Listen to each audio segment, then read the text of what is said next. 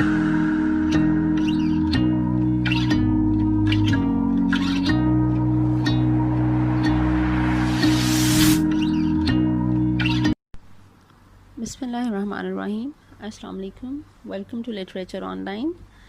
आज का हमारा टॉपिक है Hellenism in John Keats poetry. तो इसमें हम स्टार्ट करते हैं। सबसे पहले हेलेनिज्म की डेफिनेशन क्या है, हेलेनिज्म क्या होता है। तो द स्टडी और imitation of ancient Greek culture is called Hellenism. ठीक है। कीट्स को हेलेनिस्ट क्यों कहते हैं? Because he has the sense that he continues to spread Greek culture through his poetry. ठीक है। वो अपने कल्चर, अपने पोइट्री के थ्रू उसने जो ग्रीक कल्चर है उसको एक किस्म का उसने री इंट्रोड्यूस करवाया उस दौर में जबकि रोमांटिसिज्म का दौर था। ठीक है। रोमांटिक पोइट्स थे और उस दौर में इसने दोबारा से ग्रीक कल्चर को री इंट्रोड्यूस करवाना शुरू किया। एक आप कह लें कि ग्रीक कल्चर की रीबर्थ की। ठीक है। रीबर्थ का सोर्स बना एक जो जॉन कीट्स है कि इसकी पोइट्री के थ्रू अगर हम ये अभी ना करता तो ग्रीक कल्चर को ऑलमोस्ट लोग थोड़ा सा जो है वो फॉरगेट कर चुके होते। लेकिन कीट्स ने जब इसको री इंट्रोड्यूस करवाया, ये किस्म की रीबर्थ थी ग्रीक कल्चर की कि वो दोबारा से जो है वो लोगों को जो है वो उसके बारे में याद रिमाइंड करवाया गया। ठीक है। तो हमारे जो सेकंड जनरेशन के जो रोमांटिक्स हैं जिनको हेलेनिक पोइट्स कहा जाता है वो 3 हैं। आपको ऑब्जेक्टिव के हिसाब से भी तैयारी हो सकती है इसमें। वो उनके नाम हैं जो सेकंड जनरेशन रोमांटिक पोइट्स। ठीक है। हेलेनिक पोइट्स कहा जाता है उन्हें। वो हैं John Keats, Percy Bysshe Shelley and Lord Byron. ठीक है। अब हेलेनिज्म जो लफ्ज़ है, हेलेनिज्म ये कहाँ से निकला है, इसका वर्ड का ओरिजिन क्या है। हेलेन कहा करते थे ग्रीक को, मतलब ग्रीक का ही नाम है हेलीन। ठीक है। 5th और 4th century BC before Christ में ये चीज़ जो है, ये कल्चर जो है, ये ग्रीक कल्चर जो है, ग्रीक पाए जाते थे वो 5th और 4th सेंचुरीज़ हैं। ठीक है। अब ग्रीक कल्चर में क्या जो ग्रीक आर्ट में यूज़ होगा, इसमें जो हेलेनिज्म, जो हेलेनिस्ट पोइट्स हैं सारे वो यूज़ करेंगे ग्रीक पोइट्री को, ग्रीक म्यूज़िक को, Greek painting, Greek sculpture, Greek architecture, जितनी भी फॉर्म्स ऑफ आर्ट हैं उसके बारे में बात होगी इसमें। ठीक है। सिर्फ एक पोइट्री या फिर पेंटिंग के बारे में बात नहीं होगी बल्कि उसके हर एस्पेक्ट के बारे में बात होगी। ठीक है। अब सवाल आता है how Keats learned about the Greek culture. Keats को कहाँ से पता चल रहा है? ये तो एक रोमांटिक पोइट है। ठीक है। ये तो अब बिल्कुल जो न्यू जनरेशन्स थी उस वक्त की, काफ़ी सदियों पहले की चीज़, इसको कहाँ से पता चली, ये किस तरह से इंट्रोड्यूस हुआ उस मटेरियल से, और ये इस तरह इतना इन्फ्लुएंस्ड कैसे हो गया उन चीज़ों से। तो 2 चीज़ें पाई जाती हैं। एक तो ग्रीक ने पढ़ी, कीट्स ने पढ़ी ट्रांसलेशन ऑफ होमर। उसने जो है वो होमर की ट्रांसलेशन पढ़ी। ठीक है। और दूसरा उसने पढ़ा, उसने एक जो क्लासिकल डिक्शनरी थी, लैम्प्रेयर की डिक्शनरी जो थी, उससे इसको बहुत ज़्यादा हेल्प मिली। तो ये 2 चीज़ें थी, इसने इनको बहुत ज़्यादा इन्फ्लुएंस किया। जब इसने होमर की ट्रांसलेशन पढ़ी, इसका एक दोस्त था, उसने इसे जो है वो इसने उससे बोरो की बुक ना, चैपमैन ने ट्रांसलेट किया था होमर को। होमर जो है वो उसको बहुत ज़्यादा ट्रांसलेट किया गया है बहुत सारी लैंग्वेजेस में। ठीक है। अब जब कीट्स ने पढ़ी और चैपमैन की ट्रांसलेशन पढ़ी इसने, और इसी पे इसने ओड भी लिखा कि on first looking into Chapman's Homer, कि उसको पढ़ने के बाद इसके पहले तासुरात क्या थे। कि इतना ज़्यादा इन्फ्लुएंस्ड और इंस्पायर्ड हो गया उसको पढ़ कर के इसको ऐसे लगा कि मुझ पे शायद कोई नई एक दुनिया के दरवाजे खुल गए, एक नई डायमेंशंस मेरे सामने आ गई हैं। मतलब ये ग्रीक कल्चर से इतना ज़्यादा मुतासिर हो गया था, इंस्पायर्ड हो गया था। तो इसके जो on first looking into Chapman's Homer, ये जो सोनेट है, ये आप अगर पढ़ें तो अगर आपको जैसे क्वेश्चन आता है कि ग्रीक हेलेनिस्ट किस तरह से है, तो आप इस सोनेट का रेफरेंस बड़ा अच्छा दे सकते हैं। इसमें काफ़ी लाइन्स लिख सकते हैं। ठीक है। मैंने ये 3 लाइन्स इसमें से कोट की हैं। Till I heard Chapman speak out loud and bold, then felt I like some watcher of skies where a new planet swims into his ken. कि उस वक्त तक, जब तक उसने चैपमैन की ये ट्रांसलेशन नहीं पढ़ी थी, उसे नहीं पता था कि क्या डायरेक्शंस हैं, किस डायमेंशंस पे हम जा सकते हैं। एक पोइट्री और इमेजिनेशन और ये जो हमारा कल्चर है, हमारी जो हिस्ट्री है, वो हमें कितने डायमेंशंस में लेके जा सकती है।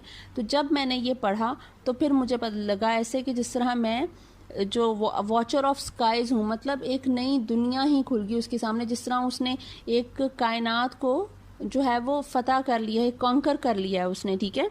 पूरी यूनिवर्स को और न्यू प्लैनेट्स जो हैं वो उसको नज़र आना शुरू हो गए हैं, उसको मतलब उसके सामने जो है वो बहुत सारे जो हिडन ट्रूथ्स थे वो उसके सामने रिवील हो गए हैं सिर्फ ये होमर को पढ़ने से, ठीक है।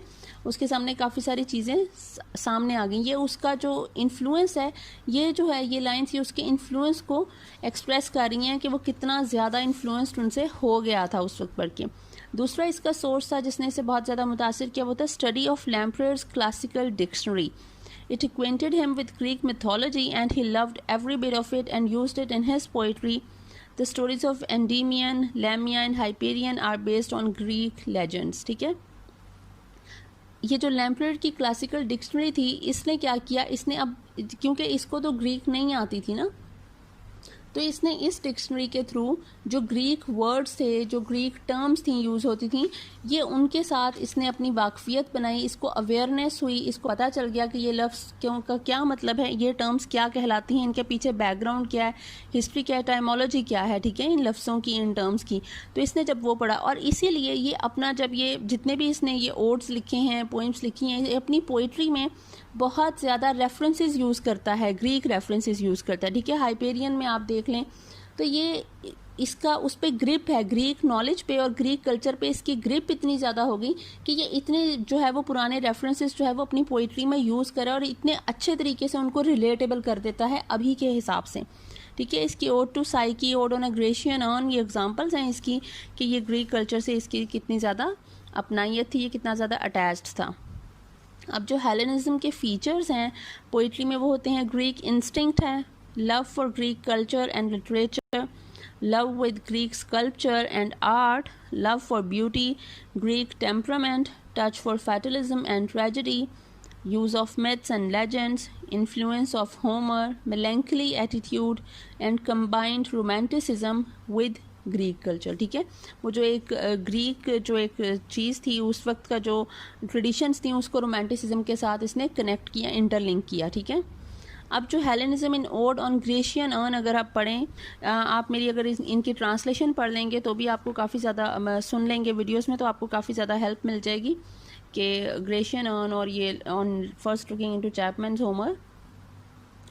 अब ये जिस तरह ग्रेशियन अर्न जो है ये उस अर्न का जो वो अर्न जो है जो सोर्स है इसकी पोइम का, जो एक थीम है इसकी इस पोइम का, ओड का, वही जो है वो इसने ग्रीक दिखाया गया कि ये एक पुराना सदियों पुराना एक अर्न है जिस पे पेंटिंग हुई हुई है, वो सदियों पुरानी ट्रेडिशंस को और उनके कल्चर्स को ये अब आके एक्सपोज कर रहा है, ठीक है, प्रेजेंट कर रहा है उन चीज़ों को।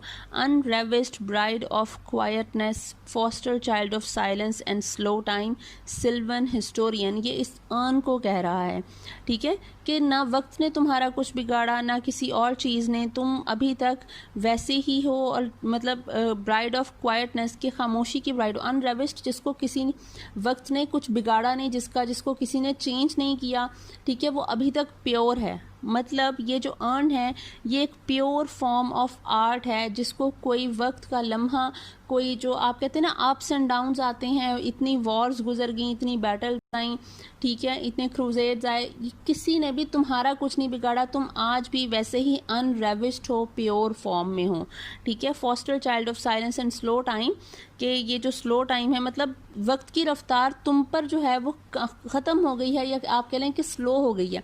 आप देखें कि अभी तो वक्त तो कितना आगे निकल गया, सदियां गुजर गई हैं, लेकिन वो अर्न वैसा क्या वैसा ही है, मतलब वक्त की रफ्तार उसके लिए मायने नहीं रखती है, ठीक है।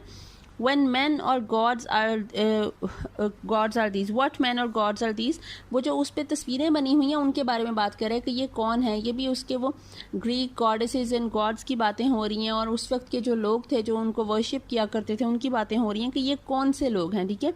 Heard melodies are sweet but those unheard are sweeter, वो कह रहा है। तो इसका मतलब है कि जो हम अभी जिस दुनिया में रह रहे हैं, ठीक है, हम जो अभी सुन रहे हैं, जो दास्तानें सुन रहे हैं, जो हमसे गुजर रही हैं, जो वक्त गुजर रहा है, वो भी मज़े की हैं, वो अच्छी हैं, sweet, but those unheard are sweeter, लेकिन जिनको हम जान नहीं सके, जहाँ तक हम पहुँच नहीं सके, उनके बारे में जो नॉलेज हमारा है ना, जिस तरह अब इसको ग्रीक कल्चर के बारे में नॉलेज हासिल हुआ, इसको अवेयरनेस हुई उनके कल्चर की, ट्रेडिशंस की, सिस्टम्स की, तो वो कह रहा है वो दोज अनहर्ड आर स्वीटर, कि वो जो उसमें जो एक मज़ा है ना, एक जिसको आप जान नहीं सके, और उस डेप्थ में जाने का, उस सीक्रेट को पाने का जो एक मज़ा है वो उनमें नहीं है जो अभी हम जी रहे हैं और जो हमारे सामने जो एक्सपोज हो चुके हैं। मतलब जो एक हिडन चीज़ है उस पर आपको ज़्यादा प्लेयर फील होता है, ठीक है, उसको एक्सप्लोर करने में। O happy happy boughs that cannot shade.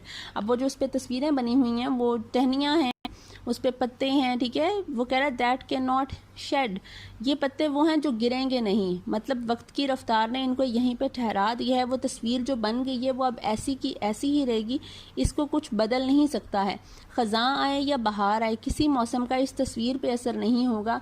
ये जो एक कल्चर है ये ऐसे का ऐसे ही हमारे सामने, ये एक इसकी जो निशानी रहेगी, मतलब ये एक सिंबल रहेगा उस कल्चर का जो हमें याद दिलाएगी कि वो भी एक लोग थे, वो किस तरह से रहते थे, क्या करते थे, क्या नहीं करते थे। जिस तरह वो सेक्रीफाइस करने के लिए जा रहे हैं ऑल्टर पे, ठीक है, वो ग्रीन कलर का वो जो एक शेड सा बनाया हुआ है वो चीज़, और लोग सारे वो जो टाउन है वो एम्प्टी हो चुका है, सब वो ऑल्टर पे चले गए हैं, ठीक है। वो जो एक कल्चर था वो ये अब जो इस पे बयान हो चुका है ये चेंज नहीं हो सकता है, ठीक है। अब हम लोग बेशक जितना मर्जी चेंज हो गए हो, लेकिन ये जो आर्ट की फॉर्म है, जिस तरह ये अर्न जो है, ये अब इसको चेंज नहीं किया जा सकता। ये चीज़ें इस पे ऐसे ही पेवस्त रहेंगी। उसी तरह जो मेरी पोइट्री है, मैं अपनी पोइट्री में जो आज लिख रहा हूँ और जो बता रहा हूँ, मेरी पोइट्री भी एज इट इज़ ही रहेगी। इसमें भी कोई चेंज ता वक्त क़यामत नहीं आ सकेगी, ठीक है। Till the day of judgement आपके वो कोई चेंज नहीं ला सकेगा इस पोइट्री में। तो ये पोइट्री मेरी ऐसी ही रहेगी, और ये चीज़ जो है ये एक चीज़ का रिमाइंडर रहेगी, ठीक है। मेरी पोइट्री के थ्रू मैं रिमाइंड करवा रहा हूँ इन चीज़ों को।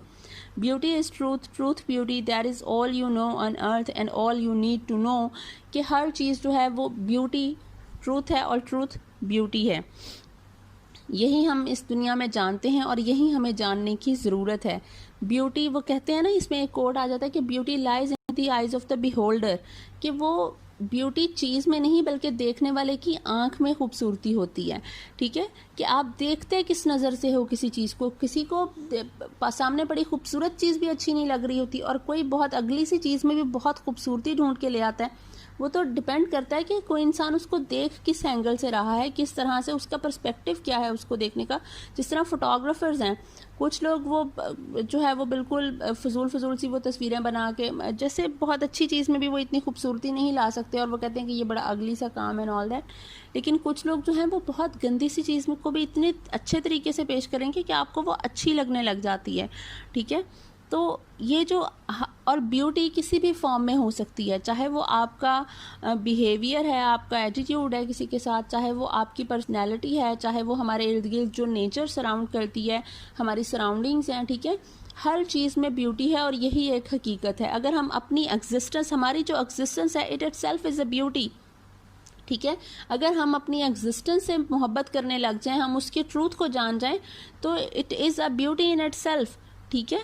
तो वो जो चीज़ है वही वो कह रहा है कि beauty is truth and truth beauty, कि ये चीज़ सेम ही रहेगी। और हमें यही जानने की ज़रूरत है कि हमारे इर्द गिर्द हर चीज़ खूबसूरत है, और अगर हमें हर चीज़ से मोहब्बत हो जाएगी, हम अपने आप से और इर्द गिर्द की हर चीज़ से मोहब्बत करने लग जाएंगे, तो हमारे लिए ज़िंदगी आसान हो जाएगी, और हमें जो है वो यहाँ पे जो टाइम है वो हम अच्छे तरीके से गुजार सकेंगे, और हमारी जो नेगेटिविटी है लोगों में वो कम हो जाएगी। इसका मतलब कहने का ये है, ठीक है।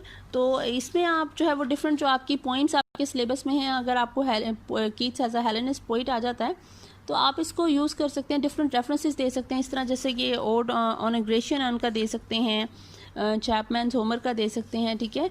उसके अलावा जो इसने हाइपेरियन में या फिर जो नाइटिंगेल में जो रेफरेंसेस दिए, आप छोटे छोटे रेफरेंसेस को देकर छोटी छोटी लाइंस कोट करके आप इस क्वेश्चन को एक्सप्लेन कर सकते हैं। और मेरा नहीं ख्याल कि उससे जो है वो आपके नंबर काटने का कोई जवाब रहेगा। आई थिंक आपको फुल मार्क्स मिलेंगे अगर आप इस तरह से क्वेश्चन को सॉल्व करते हैं कि आप बताएं कि ये इसका वर्ड का ओरिजिन है। कीट्स जो है वो सेकंड जनरेशन रोमांटिक पोइट्स में था, ठीक है। इस तरह से आप इसको सॉल्व करें तो इंशाल्लाह आपके मार्क्स भी अच्छे आएंगे।